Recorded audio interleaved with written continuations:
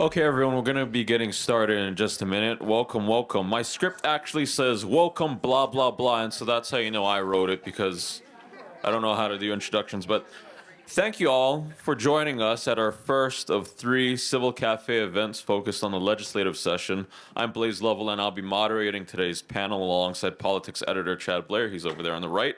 We're lucky today to have the leaders of both chambers of the legislature here with us, and they're also both from Kauai. Senate President Ron Kouchi represents the island of Kauai, represents the islands of Kauai and Niihau in Senate District 8. Newly elected House Speaker Nadine Nakamura, to his right, represents House District 15. That's Ha'ena, Wainiha, Hanalei, Princeville, Kilauea, Anahola, Kealia, Kapa'a, a portion of Wailua, and Kawaiʻi. We've already got quite a few questions that you folks have sent us before this event, and we'll be asking the 2 lawmakers those questions throughout the today's panel. But if you think of something you want to ask, we've got Civil Beat staff members around the room. You can grab a card, an index card from outside, and a pen. Write down your question on there and hand it to someone in a Civil Beat shirt. They'll get it to Chad over there with the laptop, and we'll make sure that your question gets asked. The first question that we got was, is there a character limit or a word count? And I can answer that one. Technically, no, but please try to keep it succinct so that we can relay it to these folks. But yeah, we're just going to start with some opening statements from the House Speaker and Senate President. First of all, thanks to Civil Beat for the invitation to be on this panel. I'm excited to be the first female Speaker of the House since statehood. And I'm also excited we have 11 new members of the House of Representatives. Believe it's Democrats and Republicans, and we have I think a strong majority package we're putting forward for this session. And I'm excited to hear your questions and to respond to them today. Thank you.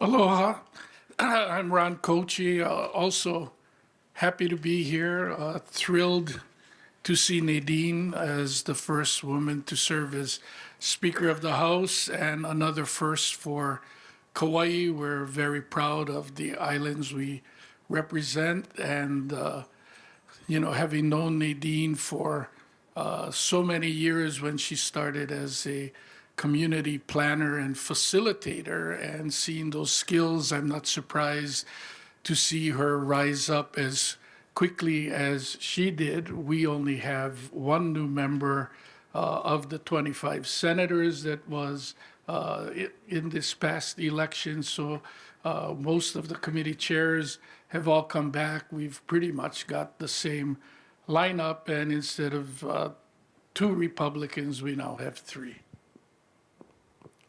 Thanks, you folks. One of the first things I wanted to ask you was on fireworks. We've got quite a few questions about what's the legislature going to do about fireworks. As everyone knows, there was a deadly explosion on New Year's Eve that went into New Year's Day. The governor has called for making possession of 50 pounds or more fireworks a Class C felony. The Department of Law Enforcement is asking to continue the fireworks task force, and they also want to set up an explosives unit to investigate these types of cases, and they're asking for some money to do that.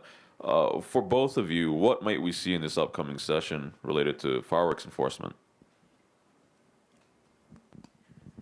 So, on New Year's Eve and then going into New Year's, I was at my mother's house in Aliamanu watching the amazing fireworks display. It was just very unusual in that there were so many that night, and especially on the left-hand side, I believe that's where the big explosion occurred. And so, it's very frustrating as lawmakers that we think we passed some pretty strict bills to prevent illegal fireworks, to have harsher penalties, but the fireworks is still getting into Hawaii. And not just by boat, we're hearing by mail as well. And so we need to continue to be vigilant. I support, I really want to take a close look at the Illegal Fireworks Task Force that was created and to take a look at their recommendations on how to strengthen interdiction. And I'm excited that the Attorney General's package of fireworks bills was produced by former prosecutors who are now working in that office. And so having harsher penalties, but also allowing citations, just as we have speeding tickets that would prevent neighbors having to turn on neighbors, because we know that that can be difficult at times. To get neighbors to testify, to go to court is a difficult thing to do. So I'm looking forward to looking at the details of those bills. I think we just need to continue to be vigilant and to help make it easier to prosecute. So I agree with the speaker.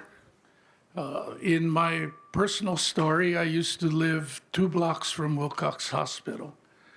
And there was a young, early 30-year-old neighbor who had some illegal fireworks, and his mother told him, you know, this isn't the neighborhood to do this. You know, you can't do this here. And from Lehui, he went to Kapa'a. And in constructing what he was trying to set off, killed himself and left behind 2 young children. So I've seen the effects and the loss of life with a former neighbor. And my wife and I have been blessed with a grandson who's a little, about 21 months. And when, you know, I followed about first intensive care and then the 3-year-old losing his life because of the accident. And I just looked at my grandson, and that's all I could think about. And I don't want to experience that pain, and that's why I'm very supportive. Senator Elefante spoke to the press on this question after opening day, and to the specific question about the recommendation of the task force to get the special unit. We're going to be supporting that. The only thing that Senator Elefante made clear is he's not sure that the size that's recommended is maybe what would fit in the budget. We need to go through the process, but you know, we think that that would be another important step forward. And I did make very clear that would be a much better use of state resources in the sheriff's department, as opposed to the suggestion made by the previous director of being out on the highways trying to enforce traffic violations. And I think this fireworks special task force is where we should put our money and not duplicate efforts of the county police departments. Chad, did you have anything to follow Yeah, up on? follow up both for the speaker and the president. What's Kauai like on New Year's Eve? I know you were here on Oahu, Mr. President. Is it as bad? Is it worse? Is it better? It's the same, unfortunately.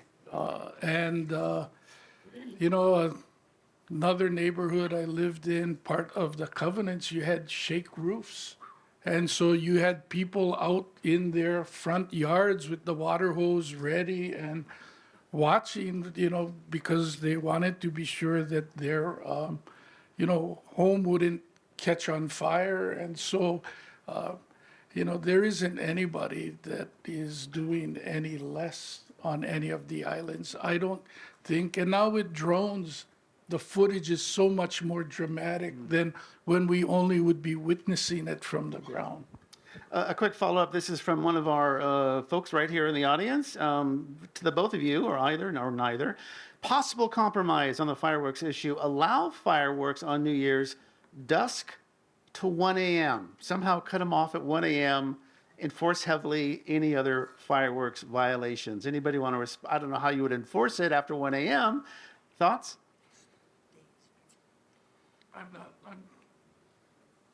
I'm not in favor of that. Why not? We're trying to figure out how to stop it.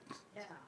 And I just, again, with the incredible cost of life that that was involved. I mean, I'm just hoping that this is the tipping point to finally get the political will to put in the stiffer penalties. And, well, and when you asked about Kauai, I wasn't going to say. So my wife was telling me the other week, Friday, when she was home and I was on the mainland for a conference in a neighboring subdivision, illegal fireworks went off again. I mean, this just happened on New Year's Eve, and within like a week or 10 days, where's the deterrence? Where's, that comprehension? We had the tragic accident at that traffic light by the Ward Center, and yet driving here, people continue to run through the red lights. What does it take for people to get some personal responsibility, to care about others that they're injuring, not themselves? Speaker? Yeah, I would agree. The idea is deterrence, and also to maybe, and others have mentioned that, maybe we should have professional firework displays to give folks who want to celebrate and bring in the New Year's that option, but do it not through individuals, but through professional organizations who know what they're doing. To that point, a Kauai example. On the 4th of July, the hospice, their major fundraising event is called Fireworks in the Sky. And they are at Vidina Stadium. They have games and food booths and entertainment. So they're raising money, but then they are professionally setting off the fireworks. And we've never had an incident in 25 years or more that the hospice is doing it, and families can come out there. You can ensure their safety. And, that's, like the speaker said, I think the model that we're looking for. Some of the hotels in Waikiki have fireworks that they set off, but they have the permits and they have professionals who are handling it. And they're certainly very far away from any potential innocent victim that could have been hurt by any accident. Yeah, the Royal Hilton Hawaiian Village canceled their weekly fireworks on Friday after New Year's Eve, but it's controlled, it has a permit, and it's for everyone to enjoy. Blaze, back to you. Yeah, if I could just hop in with one more fireworks question. There's been the suggestion, including in the law enforcement community, that they got to nip this in the bud. They want to, do that by looking at the ports of entry, especially the harbors. There's been talk about bringing in scanners for domestic shipments coming from California, or some type of container inspection program to catch these before they get distributed. Is there anything in the works legislatively in that area?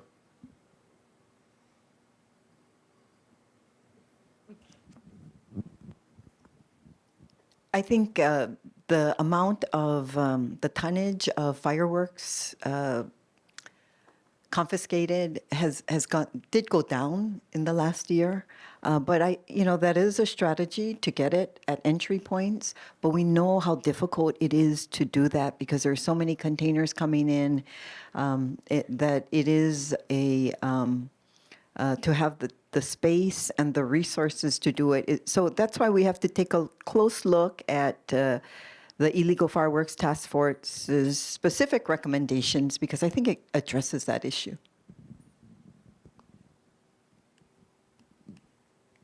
And I think taking off the president's hat and putting on my senator from Kauai's hat, if you're unpacking every container before it can get to Kauai, will fresh produce that is in there now spoil before it gets to Kauai? What is the added cost that would be to consumers on each of the neighbor islands bearing the cost of doing that? So if there's scanners and other kind of thermal technology that would work and still provide an efficiency in the delivery of goods to the other islands, that would be critical. And unfortunately, we're not a state where everything is delivered by a truck on a surface road. It does have to go from the port here in Honolulu, then eventually to another port on the neighbor island. Chad, you were here yesterday for the governor's State of the State address. I think you had a couple questions on that. You know, I didn't, but I can certainly bring it up. We wrote in the blog that it seemed like the State of the State was pretty much a recap of the last 2 years. Significant accomplishments, I think, in affordable housing and a number of things. The governor stopped short of proposing anything new, which often is the purpose of a State of the State, right? Here's my vision forward. But one of the things that I did see him say, particularly at the press conference afterwards, but also during his speech, he was basically deferring to both the House and Senate on this so-called visitor impact fee or green fee.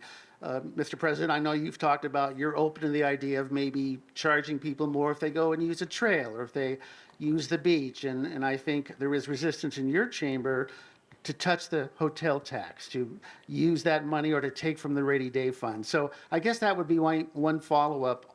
That was the big baby for the governor the last 2 years. This year he's pushing it again, but seems to be saying it's up to you guys. Well, again, we're trying to look for an efficient way to collect it. And, you know, most of the advocates point to other nations where the fee is collected. And as a national fee, then they can choose to collect it at their airport and use it for that when you enter. At our airport, it's regulated by the FAA, which is a federal agency, and the FAA says any fees collected at the airport needs to be spent in, on, or a 2-mile radius around the airport, which would not get the money to the places we're looking for. So now when we shifted to the hotels and everything else we're collecting there, is that the most efficient way? And if you're paying for your impact, but you want it to be here, and then you move hotels on Oahu, which is possible, do you get paid as you visit different neighbor islands? How many times does it get charged? And, you know, what's the efficacy of doing it that way? I have continually said that ironically, too, the Speaker spearheaded this effort after the flooding on Kauai in 2018. They put a carrying capacity on K.A. Beach Park. And we charged for entry and we charged for parking. And that wasn't the intention to make money, but it generated just under $1 million a year. When COVID hit and Wainapa got overrun, Maui legislators who had visited KA brought the KA model to Wainapa. It generated about $3.6 million. Then they went to Diamond Head, and Diamond Head generates about $1 million a month. So there is almost $16 million that has been collected now on an annual basis. I believe that there are other parks that would lend itself into doing this reservation fees and parking fees. We've lifted the spending cap for DLNR so that this additional money can be utilized to go back into our natural resources. But the caveat I've put to this is in our reservation system, there should be a link to buy local products. And because of COVID, so many of our small entrepreneurs set up delivery systems and websites because there were no farmers markets or swap meets where they could sell. So they're all set up to do this. And how do we share the tourist dollar with our grassroots? And I think that that link would be the answer, and that monetizing the link and having that business activity would also drive additional funds that I think we could start moving towards achieving the goals. I know you're going to follow up. The governor has said he wants at least $200 million a year. That's encouraging to hear, $1 million here, $1 million there. Ideally, his climate action team says $500 million is the more likely needed figure, given what's happening with climate change and erosion. So I'm hearing your finance chair say, don't touch the TAT, don't touch the rainy day fund interest. Your thoughts? Yeah, I think we have to take a real close look. The the CAT, the Climate Action Team you referred to, that the governor appointed, and they've worked, I think, really hard over the last year, have come up with the number of $200 million a year for many years to come. That would be the commitment to that they're asking for to deal with the impacts of climate change on Hawaii.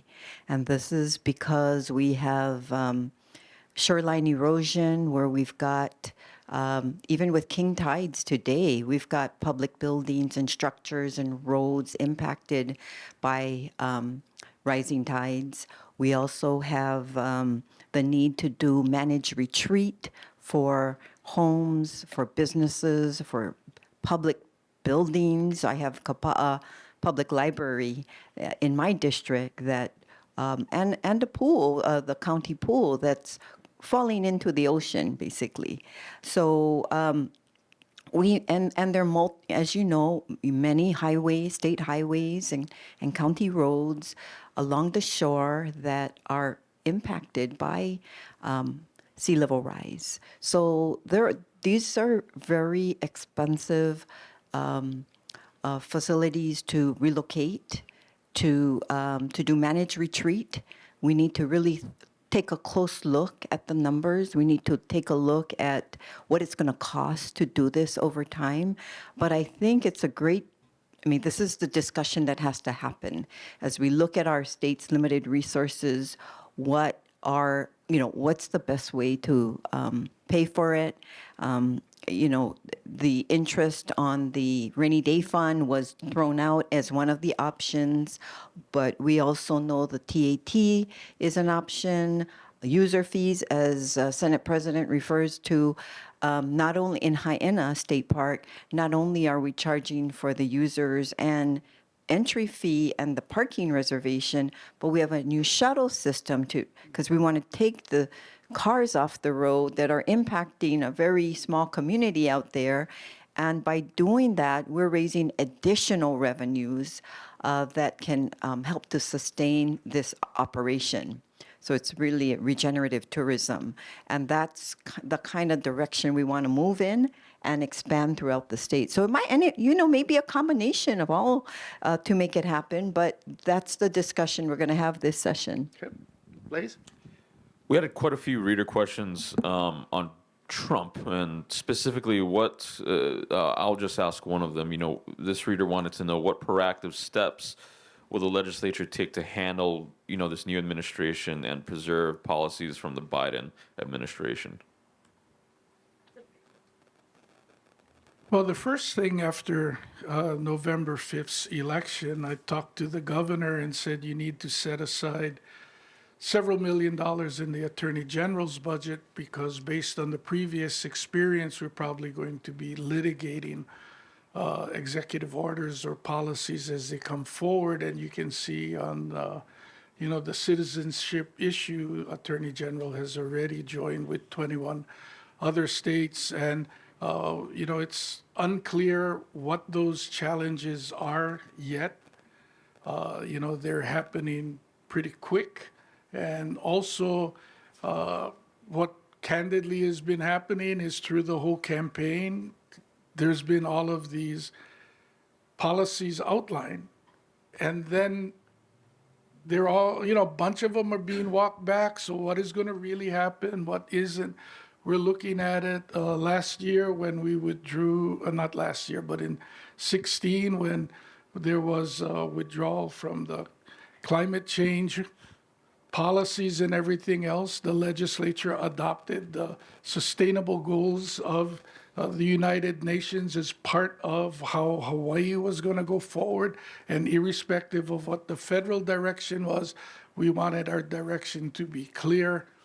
When the courts ruled on reproductive rights, the legislature promptly moved to get them codified here. And so I think it's something that we will wait and see as action is taken, what is our appropriate action. But it is very confusing for us. And I can only imagine how confusing it is for people out there in trying to understand what our new reality is today. And I don't know. Yeah, I would just echo what the Senate President said on this one, that we have to be very vigilant, and we have to plan ahead in anticipation of what we think is going to come down. So the governor putting $10 million into the budget to give the Attorney General flexibility to hire attorneys to litigate on some of these executive orders that we know are unconstitutional or bypass Congress, or do not have appropriate rules in place. We have to go after that, and so we will be supporting that litigation fund.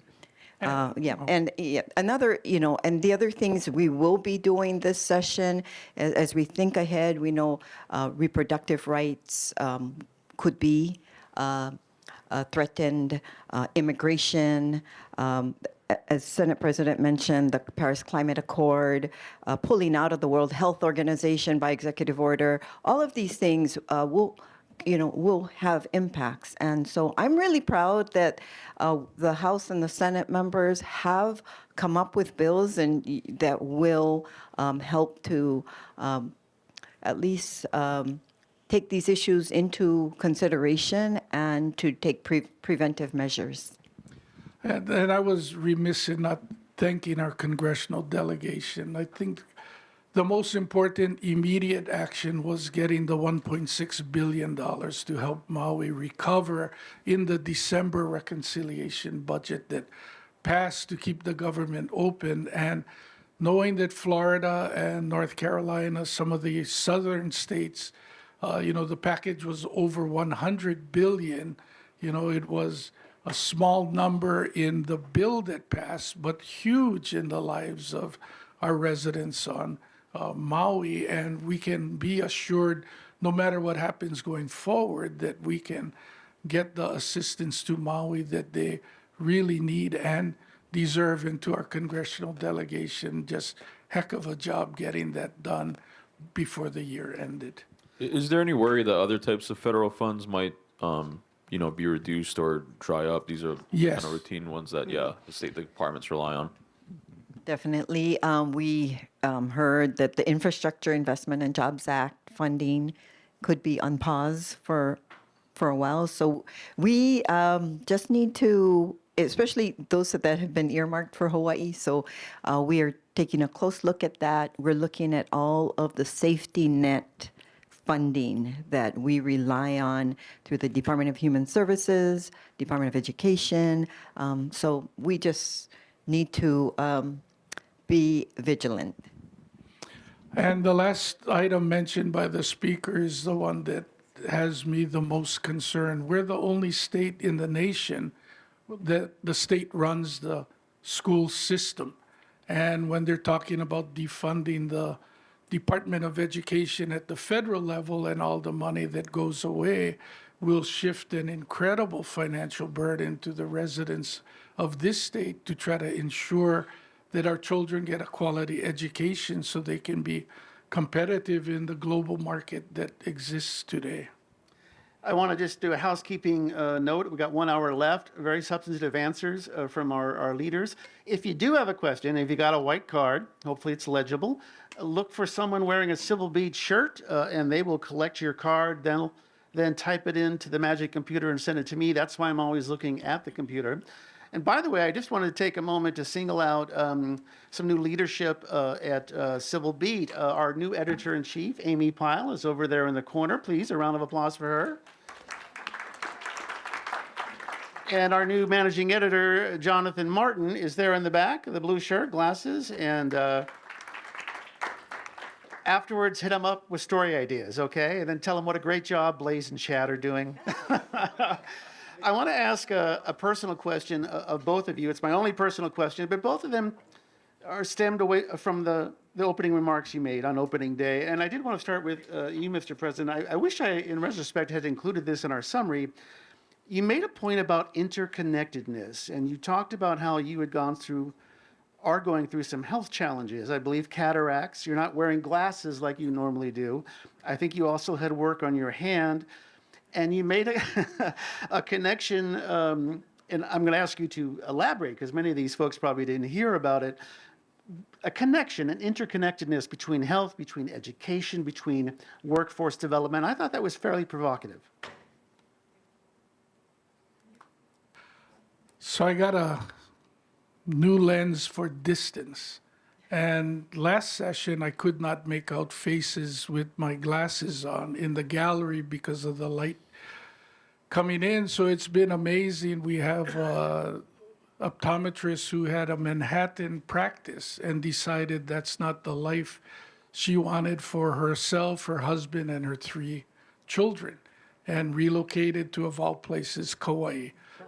Wouldn't have surprised me that she wound up on Oahu. One of our neighbor island challenges is quality education for high-level executives, medical professionals, and her husband stayed at home to help with the children because she was the higher earner. So I just found her to be an incredible role model and showing how you don't have to go into the traditional paradigm and how everything works. And then we have an incredible person who does trigger finger, which I had. And, so many people I know have seen her, and my hand is functioning well a little over a month. But I was saying that if you have a better meal when you go to school, then you are able to learn better. Now, we have an ag economy that struggles and a DOE that serves 100,000 meals a day. So if we would have the DOE put more locally sourced food on the plates that the children eat, then we would strengthen our ag industry, we'd have better health outcomes for our children, and we would give them a better foundation to learn. And then they're actually eating primarily preserved food. And they're opening boxes and putting chicken tenders or pizzas or opening a can and pouring chili or stew into the pot. And then there is a significant amount of freezer space that is required for all of these preserved foods. So interestingly enough, you get more fresh food, then you use refrigeration, not freezer, and you use less energy. So it's a more energy efficient method. And then if the farmers are successful, instead of looking at the fresh food that costs more than the preserved food that we're buying and shipping in from the mainland, but what does that farmer spend? What do their employees spend? How does that dollar spin? And if you get to a net bottom line, did we really make more money by buying local rather than costing us more money? But I think when you look at it in a holistic way, that happens. And then, the last part to the connectivity in this area, I was saying, with fire mitigation and prevention being critical, the greatest fire break or prevention we could have is active crops in the ground. And I had gone out to Gay and Robinson recently, and there was a big fire from Hanapepe that was moving its way west toward Kamakani Village. And standing on the dirt road, on the left, it was charred where the fire went. And on the right, Alex Sue was planting sunflowers with federal money that Senator Hirono got. They crushed the sunflower seed. Now renewable oil is being burned by KIUC to produce energy. The residue of the crushed seeds are collected, and Gay and Robinson is raising cattle, and it's nutrient rich for cattle, and it is a green field, and there was nothing, not a single black mark on that side. And having said that, last Wednesday, I was just back home on Kauai. I live in Lehui, and I had a funeral that I attended in Kekaha on the west side, and as I drove to the west side, I paid particular attention to those fields between Hanapepe and Kamakani, and just noted the dry areas, and then where those sunflowers are, just the deep dark green feels. And there is the potential, if this works, to go from 1,000 acres of sunflower to 3,000. But we should be growing melons and cabbages and tomatoes and putting those onto the plates for our students in the schools. And, but it's everything touches the other thing, and we need to start looking at it in a holistic way and not in the silos. Thank you. Okay. Look at that. People want to clap for that. Thank you. A lot of people give it trouble this year. Yeah, no, I'm really glad you shared because it was really, I thought, really provocative. Plus the fact that you didn't have your glasses on, and I guess you're having trouble seeing up close. Is that? Yeah. So it was. All right, this is your personal question. You talked about your 98-year-old mother on opening day, Mabel Maeda. I hope I'm pronouncing that correctly. She sought advice from her mom on how to handle the responsibilities and the challenges of her new gig. First female Speaker of the House, although we have had 2 female Senate presidents. She said that we should try to be humble and respect each other. She said to overlook the faults that we all have and find the good in each other. It's been almost a week. How's that going? We have 51 members representing 1.4 million people around the state.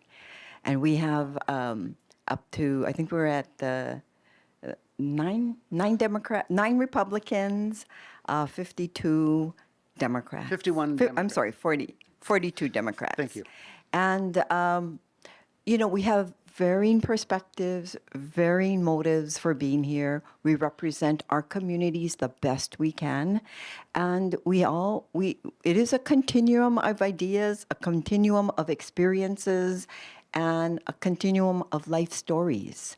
And so it is challenging, but I always take my mom's advice. I try very hard, and sometimes on some days it's more challenging than others, but it is something to try to work toward.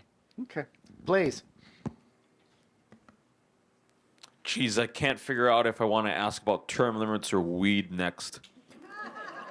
Let's go. Both. Well, why don't we go with term limits? Actually, I wanted to ask because this proposal's come up a couple times in the last few years.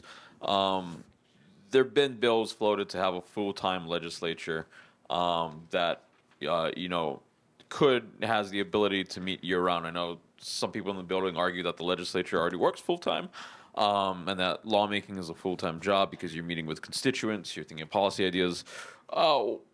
What's the chances that something gains traction like that this year?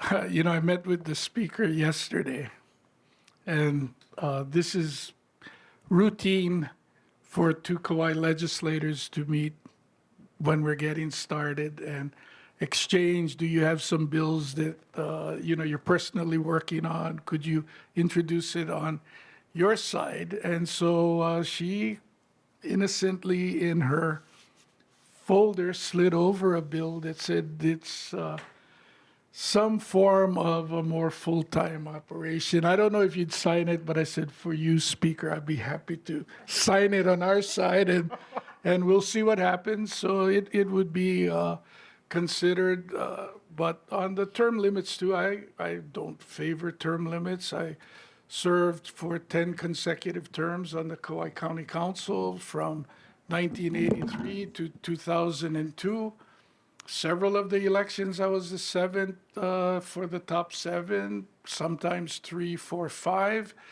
But the people always had a chance to decide should I serve or not. But because of the length that I served, when Iniki hit in 92 and I had 10 years of service, now I'm the chairman, I had relationships and contacts in Washington, D.C. that I could fly to Washington, D.C. to lobby and secure the funds that we needed at the federal level for Kauai to rebuild and come back. I had the relationships at the legislature to be able to come to the legislature and seek state assistance as Kauai went to rebuild. And if you serve 8 or 10 years, you are just finally figuring out how the budget works, where the departments have not maybe been telling you all of the facts correctly, but you can line them up now, and you've created relationships, and you wind up in an institution where we look at term limits in other states where the staff or the professional lobbyists are really running the agenda because the legislators don't have the experience to really know what to do or the confidence to go forward. I'm glad you signed that bill. So I'll start off with the year-round legislature. Both President Kouchi and I served on the Kauai County Council. All of the county councils in our state are year-round. They have a fraction of the state's budget, and they meet year-round because the work of the counties and here in the state is year-round. Emergencies happen year-round. We currently have a 60-day session from middle of January to the first week of May, and we have these self-imposed deadlines that require us to not hear a lot of bills. It requires us to write very complex bills in a very short period of time. We do not get the time to really work it as we would on the council side, where you don't bring a bill to the floor for final reading until it's good and ready and stakeholders have had their say. And so I really appreciate that process, and I think we should move toward that. It doesn't mean that we would have more than 60 days, but it would be spread out throughout the years. There would be blocks of times where we would not be meeting. We would have a recess period. And so I think we have some good models out there in California, New York, other states. So my bill was to form a task force to take a look at how we can move toward and implement a year-round system. And I think it would be good for the state. It would be good to also pay legislators more so we don't have to have that second job, and that younger females, like I could not run for this job in Honolulu when I was raising my 2 kids. I had a mother-in-law with Alzheimer's. I had 2 kids. I was a caregiver. I could not run for this job until they were older. So we are excluding caregivers from women, especially who want to come out and do this type of work, from entering state legislative offices. So this is something that I feel pretty passionate about, but I know it is a big change. And so that's why the task force, the study group, to really take a look at what are the different issues, what are the costs, but also, if we can do a year-round and pay legislators more, then they don't have to take the second job. There will be fewer conflicts of interest along the way, and we can attract people from different professions who cannot survive on a legislator's full-time salary. What is that salary? Right now? It's like 76,000, and then yeah. Speaker and President 70. get a little bit more. We get $10,000 more. And then on the second issue of term limits, 2 years ago, we had 20 new state representatives. This year, we have 11 new members. The average term in office now in the State House of Representatives is 5 years. I do not believe we need term limits. The system is working fine as it is. In fact, it's with so much changeover, with all this, it's great to get new perspectives, but we lose institutional memory. We lose the connections that it takes when you have to run, oversee 20 departments and agencies, a $20 billion state budget. We need people who can develop the relationships with departments and learn the complexities in some of the programs that we oversee. I just want to add some boring numbers for context to the speaker's discussion of a full-time but with some breaks. So, you know, they're often saying, well, the legislature, you don't work full-time like the county councils. So I'll speak for Kauai, which the speaker and I have experience with. They have 2 committee meetings a month, and they have 2 council meetings a month. If there are 5 Wednesdays, which is the day they meet, then you have a week off that Wednesday. 48 meetings a year. And we run a 60-day legislative session with 12 or 13 recess days. And most of the recess days are lined up so Finance, Judiciary, and CPC can have all of those bills heard so they have an opportunity to pass. So we're really working closer to 75 days, and we have more days at work officially than the council members do.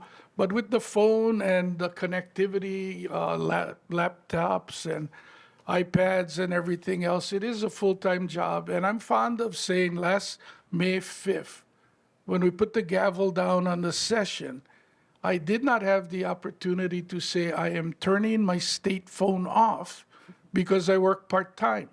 And I will not be taking calls until January 2nd when my job resumes, because everybody is calling 7 days a week. They want help. They expect a response. But I ran to serve that length of time and not turn my phone off on May 5th. So it's not complaining, but I'm just saying the practical reality is that, and if you count the days that the legislature goes in session, maybe broadening out some of the time may wind up in better decision-making, but we certainly have more than enough days on the calendar to get through the work.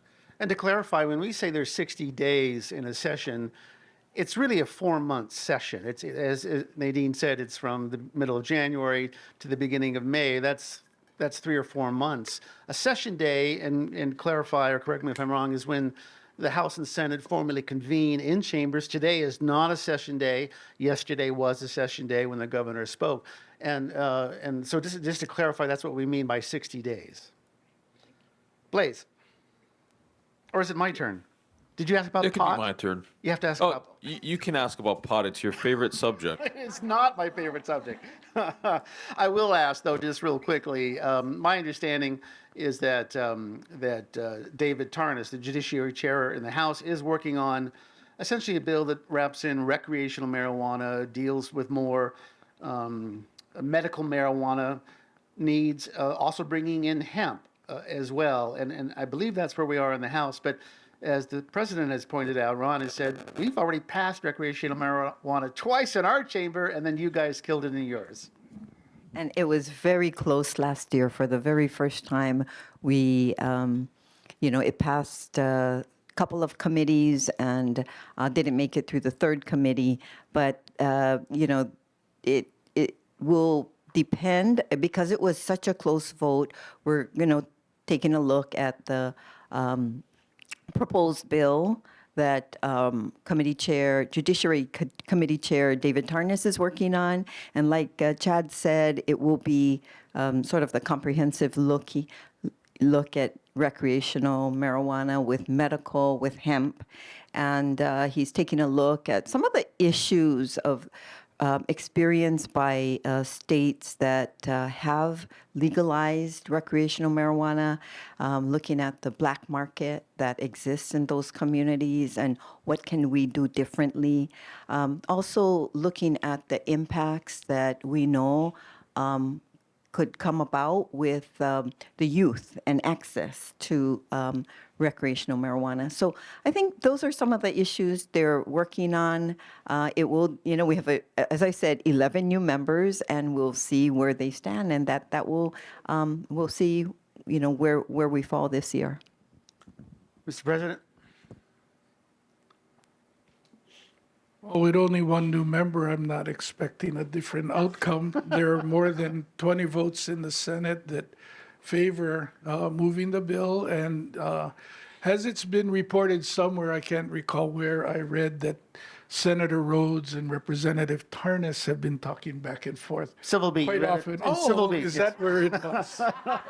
So I know you. that the chairs have been communicating in the interim, so we'll see if they have found accommodation that works for both chambers. Civil B will be sponsoring a forum on marijuana. It's in February, is that right, Ashley? February 21st. It's not in this building, it's in our offices on YLI, and you're welcome to join us. It'll be advertised later. Steve Alm, the city prosecutor, who strongly opposes legalizing recreational marijuana, essentially for adult use, 18 or 21 and above, will be speaking. We have someone from the ACLU, Janae Capella from the House, a representative, and one other person. Someone from the Burns Medical School as well. So be sure to look for that one. Okay, Blaze, back to you. Just don't bring your weed with you to your new office, please. We did not have scanners at our office that I'm aware of, but There was some concern from the last few years with, the response to the Maui fires taking up a big portion of the budget, that there may not be money for grants and aid this year. What funding level will there be for those GIA awards this year? Is that known yet? Well, it was COVID that shut down the grants and aid program for 2 years at the legislature. Fortunately, with the federal money that started coming in, the counties got a portion because education was being paid for everywhere else. So the counties got a big chunk of money that we should have had to run the schools, but the counties did a great job of supporting the nonprofits in the community and doing community feeding programs, stepping into the void. When we came back, we did the first year at 50 million because the need was so great. We had 40 million. Last year, we resumed the 30 million level that we did in the past. And of that 30 million, 20 million went to capital projects from the nonprofit world. 10 million was for operation. I've talked to the speaker, I've talked to Chair Dela Cruz, our WAM chair, that I think as I assess the needs in the community, we need to go back to the 50 million coming out of COVID. And the needs continue to be great. I did the GIA review back in 2015 for the Senate. I found incredible groups of people with great volunteer board members, great employees with fantastic missions in what they're trying to do to make a difference in our community. And I think we need to strengthen some of that, and instead of putting as much into the rainy day fund as we did, add another 20 million to the GIA is what I'm recommending. But I know at minimally we would be supporting 30 million, and there's no discussion about not doing GIAs this year. We already signed the joint press release from the money chairs telling people to get their applications in, and I believe the due date might be next week. And this is part of our follow-up from the other day. Thanks for the reminder that it is something we should look at. We rely so much on the nonprofit community to help deliver services, deliver all kinds of services to the people of Hawaii.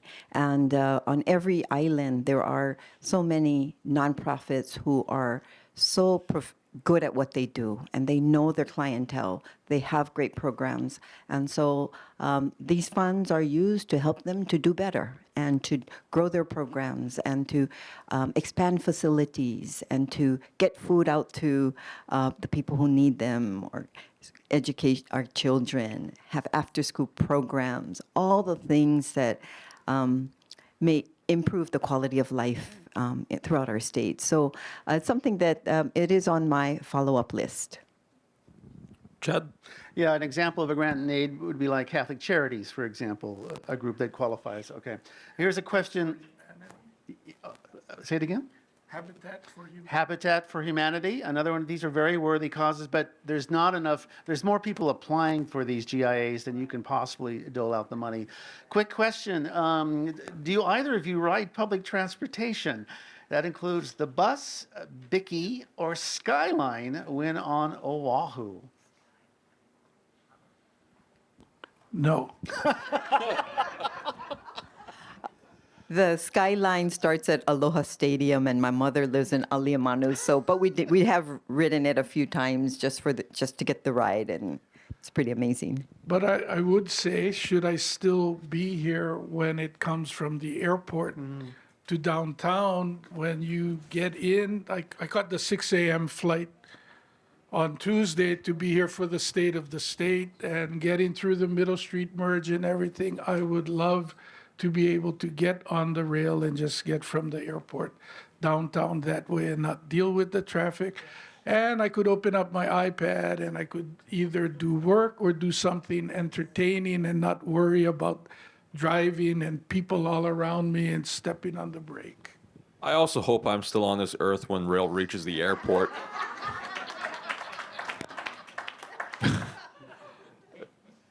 There was another question about the new Oahu jail.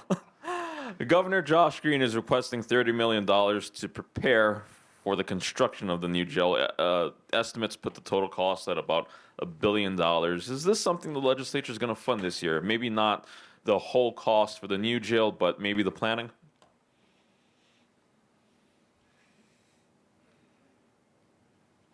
Well, we're going to put money in to get it done. We're not in compliance with what our standards of running a facility, but that goes for every facility we have across the state.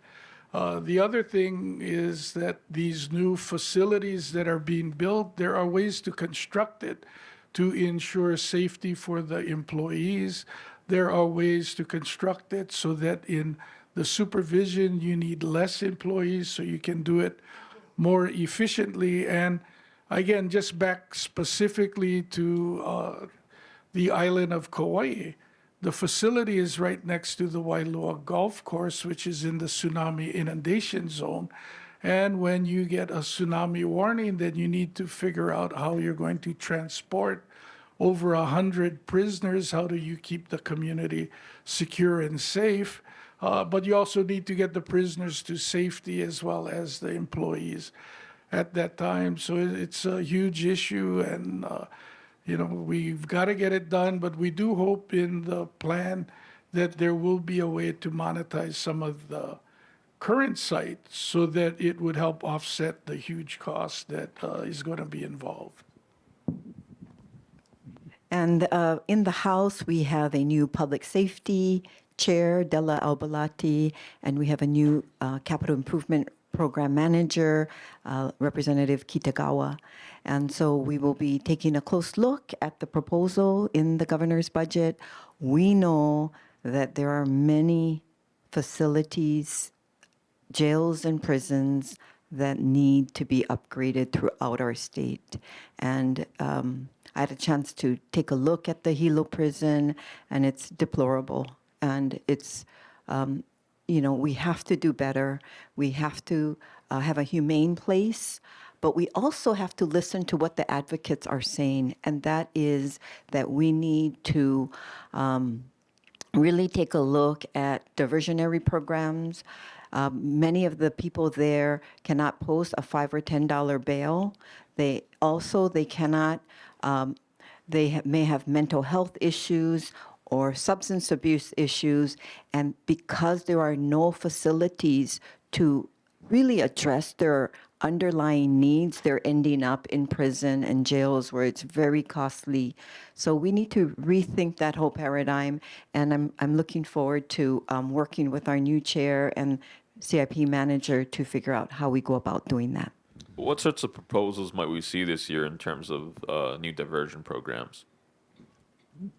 The governor in his budget, and we have in our majority package, funding for the Department of Corrections and Rehabilitation so that they can hire some social workers to help our prisoners who have served their time. They're going back into the community, and how do we reduce recidivism? Well, we do it if they have all their paperwork in place, if they have a job lined up, a place to stay, if they have some assistance and supportive services along their path. So those are the kinds of things that we're looking at, and we hope to support in the governor's budget. And one of the programs that, I've really appreciated is drug court, where the judiciary works at the diversion. And since I want to be a gracious host tomorrow to the Chief Justice, who will be giving his State of the Judiciary, I will let him share with you the programs that they're pushing in the judiciary tomorrow when he appears at 10 a.m. in the Senate chambers. Again, 10 a.m., Senate chambers, State of the Judiciary, Chief Justice Rectenwald. Civil Beat will be covering that. This is the CJA's last year. We have mandatory retirement for judges and justices at age 70. There has been a push to make that 75 and 80. The U.S. Supreme Court has lifetime terms. A reminder, we're in our final stretch here, last half an hour, one more call. If you do want to get a question into us, raise your hand, give that white card to folks that work for Civil Beat, and they'll be glad to take it. Very grateful for that time. Biosecurity, we actually, Jonathan and Amy and I traveled over to Kauai, and we interviewed Derek Kawakami, your mayor, and he told us just how serious biosecurity is on the Garden Island. There's been a lot of complaints that the legislature or the Department of Agriculture or the administration is not directing enough money, not filling those vacancies. What can you tell us is going to come out of session regarding the coconut rhinoceros beetle and the little fire ants? And Coqui frog is still around, and I'm probably missing 2 or 3 or 4 others. Speaker? Sure. Last session, the legislature passed a omnibus biosecurity bill. I think it was $20 million appropriated for that use. And I believe the governor cut that down to $10 million. And there was I think, an issue of how much the Department of Agriculture could expend. Right. And so this year in the House majority package, we also have a biosecurity bill that adds to the it renames the Department of Agriculture and Biosecurity, creates a deputy position under that newly formed department or named department, and then adds, I believe, another $10 to $12 million for this purpose, because we know how much the invasive species will impact our lives, our communities, the way our natural environment looks and functions. So this is something that's top of mind this session, and that and then the latest discovery on Kauai. A little bit off topic, but the avian bird flu showing up in wastewater samples in Hilo and Kauai.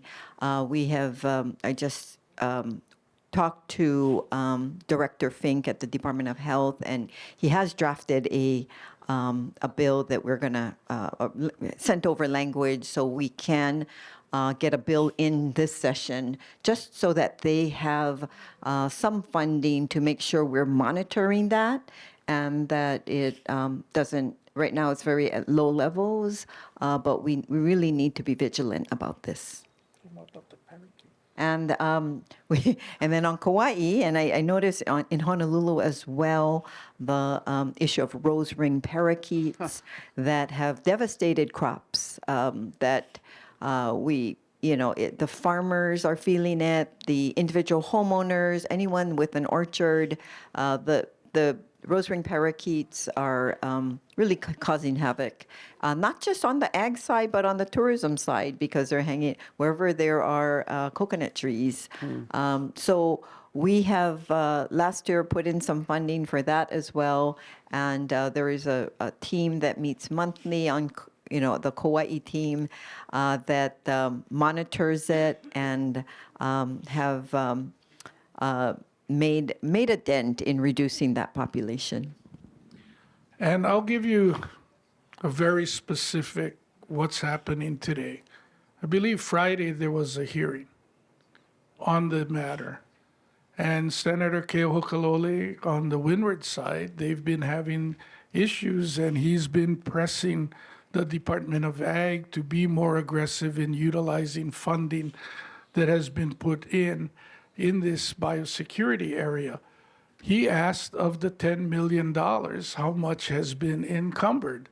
And he produced an email from Keith Regan of DAGS that there was either 1.1 or 1.2 million of the 10 million encumbered. The chair of the Ag Department said that's not true, and we are expecting tomorrow to determine what in fact is the correct answer.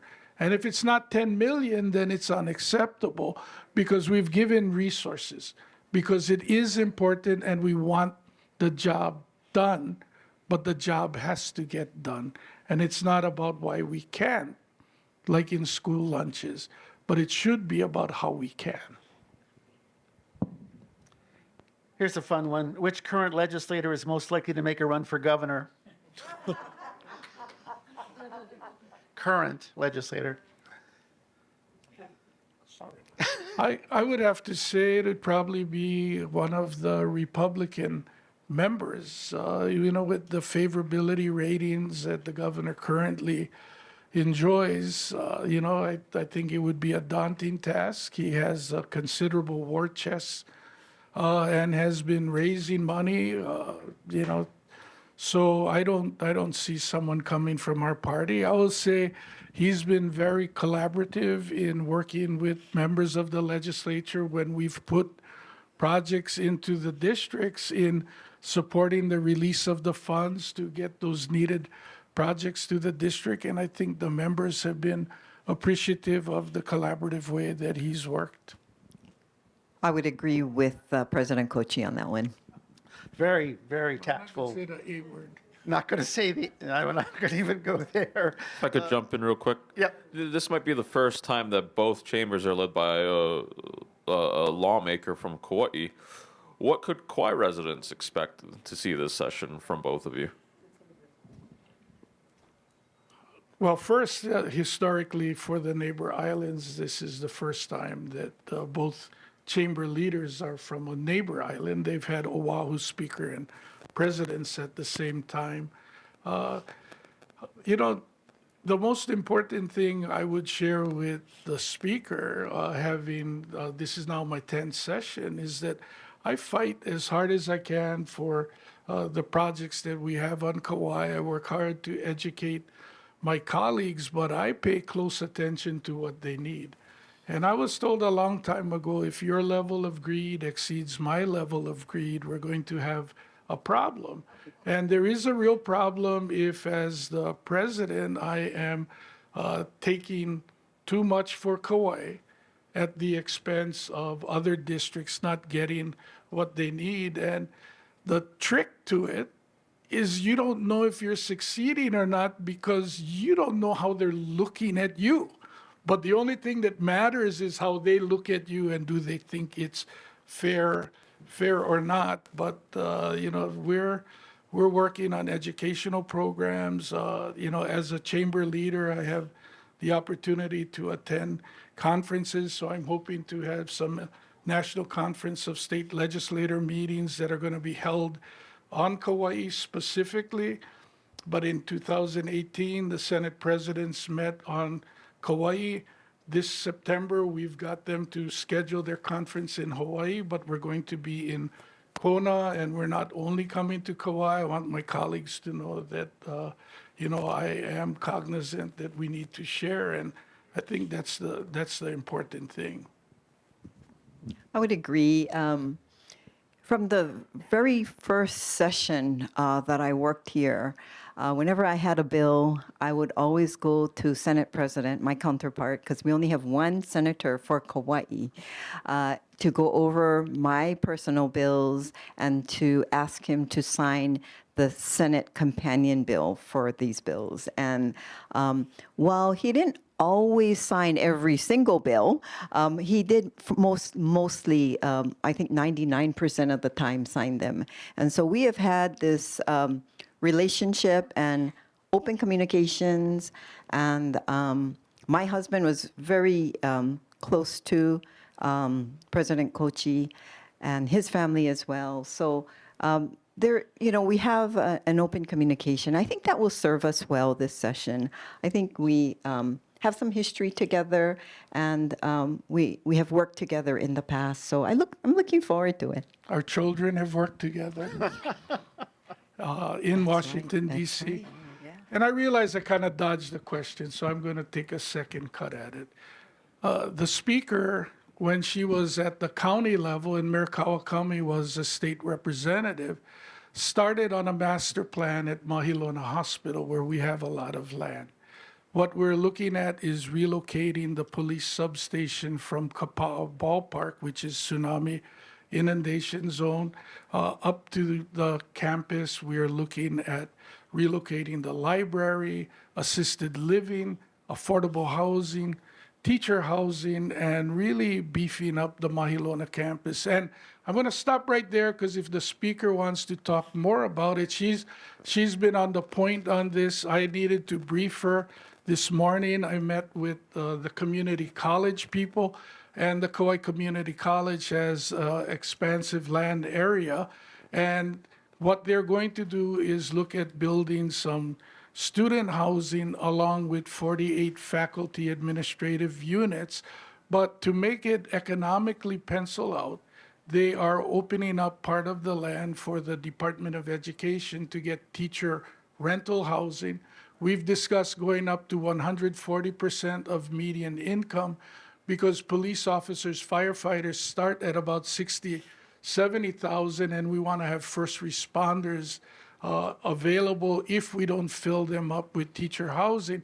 So we're hoping after 3-5 years of the work that we finally have enough to put the planning money in, maybe to put some of the infrastructure money in so that we can get started. And this is critically needed in every community in this state, and we are assessing each community. We also have a unique opportunity on the island of Kauai. As you've seen here on Oahu, a lot of the dole lands have been out there and the state has purchased to land bank. Well, Grove Farm is now starting to sell land. So there are parcels that they have that run right through where the water is for irrigated farmland. And it would be critical for us to acquire those pieces so we can control the water destiny of these parcels and make ag viable for decades to come into the future. There's land that could be used for affordable housing. There's land that Grove Farm has that we could relocate the prison at, ag opportunities, and they also have the facility where we were hoping to do an adolescent drug treatment program. And so I hope that we will have the ability to acquire some of these lands so that we have it in the land bank. We can control our destiny and take better control of our costs and build a future that we want for our children on Kauai. And then on West Kauai, we have acquired a facility from one of the seed companies who left. We have 10 acres. There's an existing building, but we also have a foundation with stub outs ready to be built upon. And we're hoping on the Manat Plain, controlled by the Agribusiness Development Corporation, that we could put in the value-added processing facility, and that we could now have the farmers keep more of the money in their pocket because they can do the processing, the value added. And when we're able to process, then we can get a biodigester. And we put the waste product from the processing into the biodigester, and with the chosen additive into the biodigester, you could get fish food, you could get hog food. Cattle doesn't make economic sense because you need too much to eat. Fish food would be another outcome, and it creates the energy to run the facility. So I think we could have a really incredible, sustainable model that we could show other farms throughout the state how to be successful in what we're doing. And lastly, we already did this job, but what's going to be exciting is they're about to go out for bid at the Kauai Community College, but the Kauai legislative team has secured enough funding over the years that they are soon going to be 100% energy self-sufficient with the additional solar panels and battery storage that they have, which means more money will go for students' education and less money will go to the utility for electricity. So those are some of the things I hope are going to be happening on Kauai, and they've all happened with the great partnership of the House team, not just the Speaker, but Representative Morikawa, and now with Representative Evslin. We have about 10, yeah, very good. We have about 10 minutes left or so. We do want to end in time to get a picture for you guys to talk a little story. Sorry we couldn't get to every single question. I will just answer some of them briefly. There is money, I believe $2 million for that fire marshal, the first time we've had a state fire marshal in years, and that's something that looks like is poised to go through. The governor's in support of that. When we talk about fireworks, we're talking about illegal fireworks. Primarily, we're talking about aerials, and there are other things I'd like to see banned myself, but those are the ones that are coming in through shipping containers, they're coming through mail, they're coming on airplanes. Let's talk briefly about the minimum wage. An MIT study says that Hawaii really needs to have a minimum wage of $26.90. The current minimum wage in Hawaii, if I read it correctly, will be $18 by the year 2028. Comment on minimum wage legislation possible this year. I realize we have this on the books until 2028.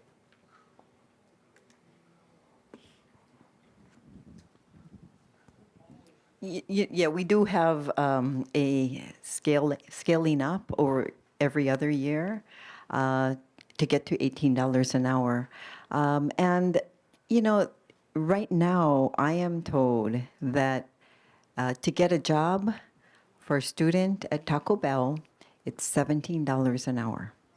And most students, for student internships, we have to pay $20 an hour. So this is, regardless of our minimum wage, that's the market on Kauai. And I don't know if it's any different around in Honolulu. But with the shortage of labor, businesses have to increase their wage offerings to attract workers. So the market is really ahead of what the minimum wage is. I really don't see the desire to address that this session. I feel that we have a policy in place and that we are going to, that it just has to be executed. And I think the most important thing we can do is get housing units people can afford to rent. And that is more important than raising the minimum wage and not taking so much of their wage to rent. And, that's clearly a focus that we have.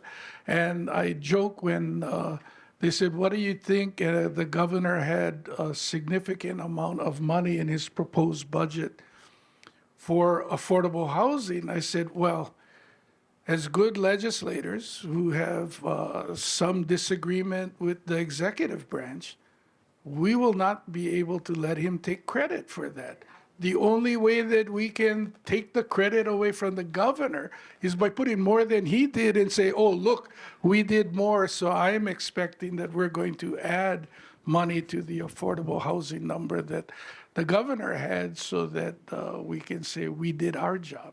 But that's, I think, the biggest difference maker. And the exciting thing, just to add to that, is Only that joking, Governor. just to add to that is that the real focus in the majority's package is to to deal with workforce housing. So up until now, a lot of the funding, because we want to attract and utilize the low-income housing tax credits, we focus on low-income housing. And there's a huge need. We have to do that, and there's funding in the budget to continue to do that.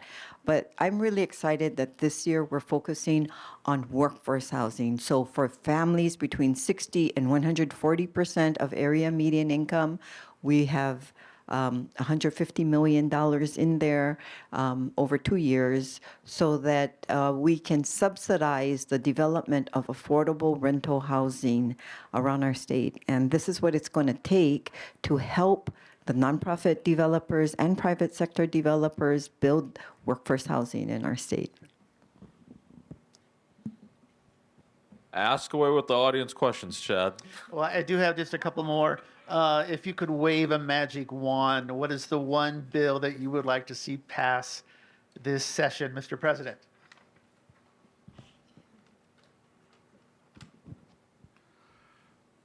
What I really would like to see go forward is a seismic shift in the way we're delivering K through 12 education.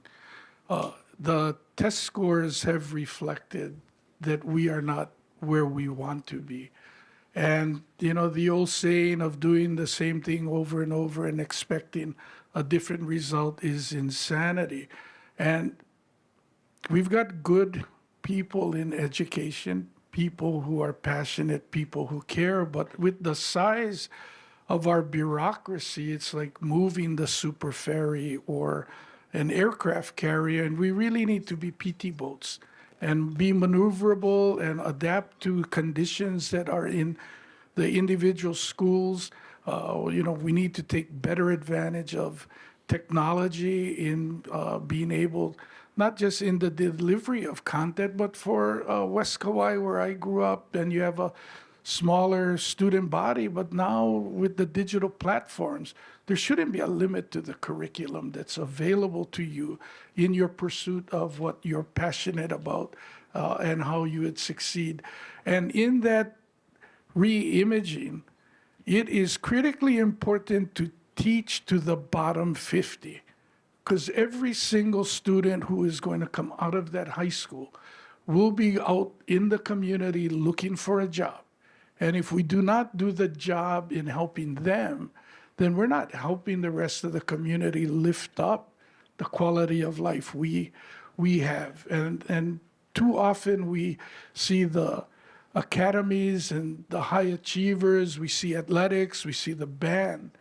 And we need to be invested there in the whole school, but that's got to be a key part of our strategy. And then I tried not to be political, but to Joelle, who is here all the way from Kauai, maybe she has something important later today. I just want to say hi to a constituent who's here. I did have one other question. let's have- Oh, I'm sorry. Magic wand bill. Bill, okay. I've been spending a lot of time thinking about supportive housing, and this is to really address the issue of people with very extremely low incomes that cannot afford housing. And there are many, I mentioned earlier, people coming out of prison, but there's folks with mental illness, substance abuse, the kids who are aging out of foster care. You have our frail elderly, people with intellectual, developmental, physical disabilities, our veterans, the folks coming who are in sex abuse shelters, domestic violence shelters. We need to be building permanent supportive housing for these individuals. And the difficulty is that their incomes are extremely low. So this is where government has to step in. If we want to address the homeless problem in Hawaii, this is what homeless providers are asking us to do, is build housing that with wraparound services. And so I fully support the governor's Kauhale initiative, and we're expanding that so that it's not just congregate housing in tiny homes with shared bathroom and restroom kitchen facilities, but it could be a walk-up, it could be a group home, it could be a single-family home, but catered to the needs of these special interests that with wraparound services. The thing is, we have to bring the social service providers who know how to provide the social service with the developers who know how to build, and we need to bring them together and to make these units work. And so I'm really excited that it's part of our majority package. It's something that I believe it's doable. We can address this issue if we work together, and then if we direct our limited resources to address this problem. There were a number of government reform proposals that came out of the Foley Commission that didn't pass in the last 2 years. Things like closing the loophole that allow the government, officers of government contractors to continue donating to campaigns, increasing staffing for the Campaign Spending Commission, increasing funding for publicly financed election programs. What in the way of government reform measures might we see pass this session? I had an earlier conversation with our Judiciary and Hawaiian Affairs Chair, David Tarnas, and he is looking very closely at a Connecticut bill that targets contractors and grantees of government funding to prohibit officers and immediate family members from contributing to campaigns. So it's something we're going to take a close look at. I think last year there were issues because it also included nonprofit board members, and I think we may want to do an exclusion for nonprofit board members who are doing it voluntarily anyway. So that's something that we're definitely going to look at. And then the other one is contributions during the legislative session. I think that's a bill that did pass out of the House, and so we feel that that's something that we will probably take another look at. She gave the 1 minute wrap up 1 minute ago. Did you want to add anything to that last question then? No, I thought that Senator Rhodes and Representative Tarnas in your article talked a lot about what they have an appetite for, and those will be the bills that are moving. And then, as you know, the public financing bill twice in our side, moved, and whether, we're going to take an attempt at that or not, wouldn't be surprised that the Senate moves the bill again. That's the comprehensive public financing. Yes. Okay. Blaze? Chad? It's been great spending this hour and a half with you and Ron and Nadine. I just wondered whether you had any final remarks or anything that we need to conclude with. Just thanks everyone for coming here. I haven't actually done one of these in a few years, so it's really nice to be back in this room and seeing everybody, and of course seeing our two guests here, Senate President Ron Kouchi and House Speaker Nadine Nakamura. Why don't you give them a round of applause for joining us here this morning. Like I said at the top of today's show, this is just the first of three. The next ones I didn't write down in front of me. Ashley, could you remind me of the dates? March 5th is the next one. That's just after crossover, so it's going to be at the midway point. And then we'll have one more to wrap up this session sometime in May. Thanks, everybody, and enjoy the weather today, I guess.